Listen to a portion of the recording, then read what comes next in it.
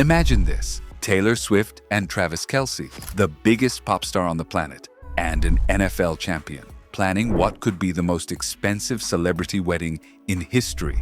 Venues scouted, designer dresses sketched, guest lists in the hundreds. Industry insiders are whispering about a $50 million spectacle that would make royal weddings look modest. But here's the twist nobody's talking about. Taylor might never have a traditional wedding at all. And it's not about love or commitment. It's about something far more calculated. Stick around, because in the next few minutes, we're breaking down why the smartest move Taylor Swift could make is to skip the wedding entirely. And the financial, legal, and strategic reasons behind it? Absolute genius. Section 1. The Wedding Industrial Complex. Let's talk about what a Taylor Swift wedding would actually cost, and why every vendor, magazine, and media outlet is practically salivating at the possibility. Now, make no mistake, Taylor Swift is a romantic at heart. This is the woman who writes love songs that define generations, who believes in fairy tales, who's spoken openly about wanting marriage and family. Her entire discography is basically a love letter to the idea of finding the one. And by all accounts, she and Travis are genuinely, deeply in love, the kind of relationship her fans have been rooting for. He shows up to her concerts, she flies across the world, between tour stops to watch his games. It's real. So when we talk about a Taylor Swift wedding, we're not talking about some cold business transaction. We're talking about someone who would absolutely want to celebrate that love in a meaningful, beautiful way. But here's where it gets complicated. A typical celebrity wedding runs $2 to $5 million. But Taylor Swift, we're talking a completely different universe. Think about it. Venue. She can't just book a country club. Security alone for a Swift-Kelce wedding would require complete venue buyouts, no-fly zones, counter-surveillance teams. Estimates from event security experts, easily $5 to $10 million just for protection and privacy at an exclusive international location. Maybe a castle in Scotland, a private island, or an English countryside estate. Very Taylor. Guest list chaos. Taylor has A-list friends across music, film, sports, and fashion. Selena Gomez, Gigi Hadid, Blake Lively, the Haim sisters, Ed Sheeran. Travis brings the entire NFL elite. Patrick Mahomes, the Kelce family, his Chiefs teammates. You're looking at 300 to 500 VIP guests, each requiring private transportation, luxury accommodations, and coordinated schedules. Logistics, comparable to a small summit. Media rights. Here's where it gets interesting. Exclusive photo rights to a Swift wedding could fetch $10 to $20 million from publications. Think Vogue, People, or streaming platforms wanting documentary access. But accepting that means surrendering control of her most intimate day and turning private moments into commercial products. The dresses, knowing Taylor's aesthetic, romantic, vintage-inspired, detail-oriented, she would likely commission multiple custom pieces from designers like Oscar de la Renta or Valentino. Ceremony gown, reception dress, after-party look. We're talking $500,000 to $1 million just in fashion. And honestly, she'd make each one iconic. Add in floral design. Taylor loves symbolism, so expect meaningful arrangements. Catering for hundreds with personalized menus. Live entertainment from her famous friends, planners, coordinating internationally. Industry insiders estimate a Taylor Swift wedding could legitimately hit $50 million all in. It would be the social event of the decade, a true celebration of love. And Taylor, being Taylor, would want every detail to be perfect and meaningful. But here's what nobody's asking. Could celebrating that love publicly actually put her empire at risk? Coming up, the prenup everyone expects, and why even that might not be enough protection. Section 2. The Prenup Problem. Now let's talk about what really happens when someone worth an estimated $1.6 billion marries an NFL star worth around $70 million. And this isn't about doubting their relationship. Travis and Taylor seem rock solid. He supports her career, she supports his. Their families love each other. All signs point to this being the real deal. But love and legal protection aren't mutually exclusive, and that's where things get complicated. Prenuptial agreements are standard for high net worth individuals, and any smart advisor would insist both Taylor and Travis have one to protect what each brought into the marriage. This isn't cynical, it's responsible. Even the most devoted couples plan for worst-case scenarios. You get car insurance even though you're a careful driver, right? But Taylor's situation is uniquely complex. Her wealth isn't just in bank accounts or real estate, it's in intellectual property rights, master recordings she fought so hard to own, future earning potential from music she hasn't even written yet, brand partnerships, and a business empire spanning multiple LLCs and entities. These aren't just assets. They're her life's work, her artistic legacy, her identity. California and other community property states would normally split assets acquired during marriage 50-50 in divorce. But how do you value Taylor's brand in 2025 versus 2030? How do you separate income from albums written during the marriage but released after? What about touring revenue that stems from songs written before they met?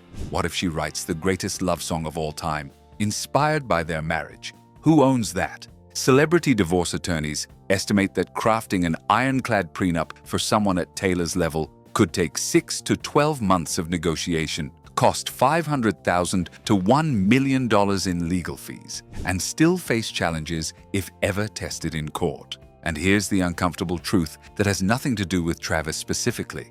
Prenups get challenged, and sometimes they lose. Remember Paul McCartney's divorce from Heather Mills? Despite massive wealth disparity and prenup protections, she walked away with $48.6 million after a 4-year marriage, far more than intended. Or Adele's divorce, where she reportedly paid her ex-husband around $190 million, despite protective agreements, because California law prioritized equitable division. For Taylor, the risk isn't just financial, it's creative control. What if, in some nightmare scenario, years from now, a contentious divorce meant claims to music catalog revenue, or brand partnerships, or even the Taylor Swift trademark in certain contexts? And look, nobody goes into marriage expecting divorce. Taylor wouldn't be planning this wedding if she thought it wouldn't last forever. But she's also the same woman who learned brutal lessons about business and control when she lost her master's. She knows that protecting your work isn't pessimistic, it's essential. But there's another option that lets her have the love story and the protection. And it's actually becoming more common among people who want to honor their relationship while being smart about assets. Section 3. The Domestic Partnership Strategy.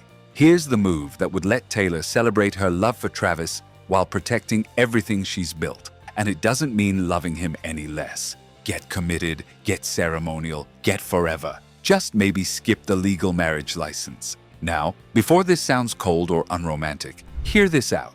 Some of the longest, most successful celebrity relationships have worked exactly this way. And they're not less than married couples. They're just structured differently. Here's why this actually honors both the relationship and Taylor's legacy. 1. Asset protection. Without awkward negotiations. Without a legal marriage, there's no community property claim, no default splitting of assets, no contentious prenup negotiations, where lawyers are essentially planning for your breakup while you're planning your wedding. Taylor's future albums, tours, business ventures, and investments remain 100% hers, the way they've always been. Travis keeps his NFL earnings, endorsements, and future business empire entirely separate, clean, simple, protected. This doesn't mean they can't share a life, buy a home together, or build wealth as a couple. It just means the empire Taylor built from age 16, the one she's fought so hard to control, stays hers. 2. Estate planning that honors both families. Unmarried partners can structure their estates exactly how they want through trusts, wills, and designated beneficiaries, without default spousal inheritance laws overriding intentions. Taylor could ensure her music legacy goes exactly where she wants it, potentially to future children, her brother Austin, her parents, or charitable foundations supporting music education and artists' rights. Travis could do the same with his wealth, and they can still provide for each other through carefully planned trusts without the complications of default marital law. If they have children together, those kids are protected and provided for whether their parents have a marriage license or not. 3. Privacy for their real relationship. No marriage license means no public record, no divorce filings if things don't work out. And let's be real. Taylor has spent her entire career having her relationships analyzed, dissected, and turned into tabloid fodder. Wouldn't it be beautiful if the relationship that actually lasts could stay more private, where their commitment is between them, not documented in public records? 4. Partnership on their terms. Here's what's actually romantic about this. Instead of signing a government-issued contract with default terms written by legislators, Taylor and Travis could define their partnership exactly how they want it. Private agreements, shared values, negotiated terms that reflect their actual relationship, not cookie-cutter marriage law. This is very on-brand for Taylor, actually. She spent her career redefining industry standards, reclaiming her narrative, doing things her way. Why would her relationship be any different? But wait, what about the fairy tale? The public moment? The celebration Taylor probably genuinely wants? That's where this gets really interesting. Section 4. The ceremony without contract play. Here's how Taylor could honor both her romantic side and her strategic side, and give everyone what they want in the process. Throw the wedding of the century, the dress, the vows, the celebration, the love story. Just don't sign the legal marriage license. Think about it. Taylor could have the most beautiful, meaningful ceremony imaginable. Exchange vows she wrote herself, because of course she did. Wear that dream dress. Have her dad walk her down the aisle. Let Travis cry as she approaches. Celebrate with everyone they love. Make it the most romantic, Instagram-worthy, fairy tale moment of the decade. The commitment is real. The love is real. The partnership is real. The celebration is real. The only thing missing, the legal document that could complicate everything she's built. And she wouldn't be the first to do this. Look at other examples of deeply committed, long-term partnerships. Oprah Winfrey and Stedman Graham.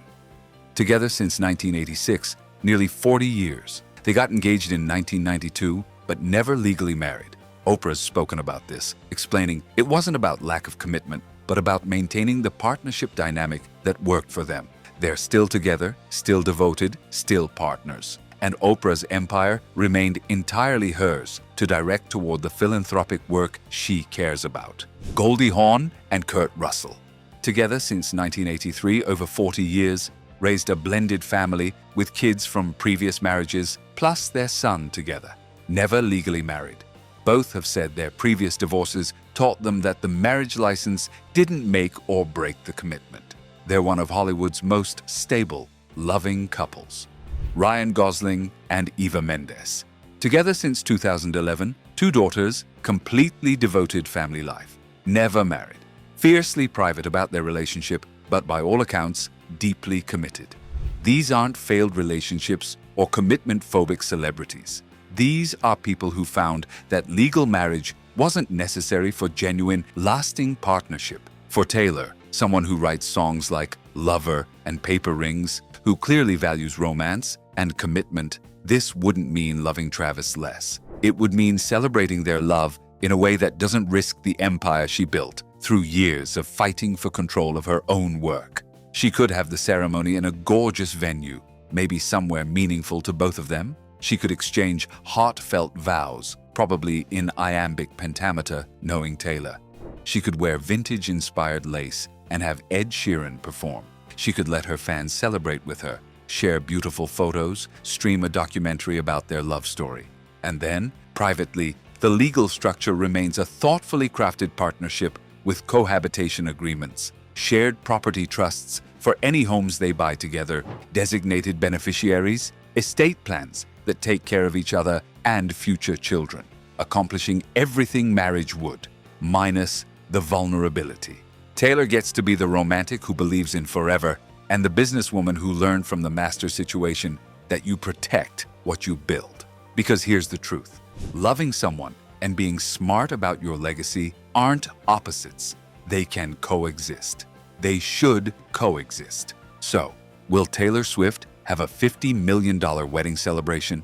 just maybe without the marriage license? Look, nobody doubts Taylor and Travis's love. They're clearly the real deal, the kind of partnership where both people support each other's dreams, where families blend beautifully, where the relationship makes both people better. Taylor's found what she's been singing about for years, but she's also spent 2 decades building an empire on her terms, owning her music after a brutal fight, directing her films, controlling her narrative. She's learned that protecting your work isn't pessimistic, it's essential.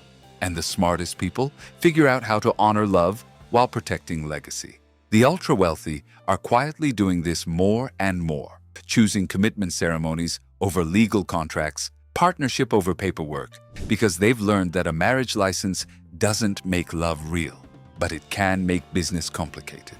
If this changed how you see celebrity relationships, where protection and romance aren't opposites, subscribe to Ghost Ledgers. We follow the money where others follow the headlines, and we explore how the elite structure their lives in ways most people never consider. Do you think Taylor should have the fairy tale wedding with all the legal protections? Or is this domestic partnership approach actually more romantic because it's commitment without obligation?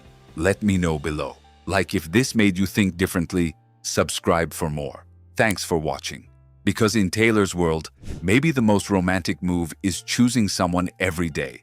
Not because a legal document says you have to, but because you genuinely want to.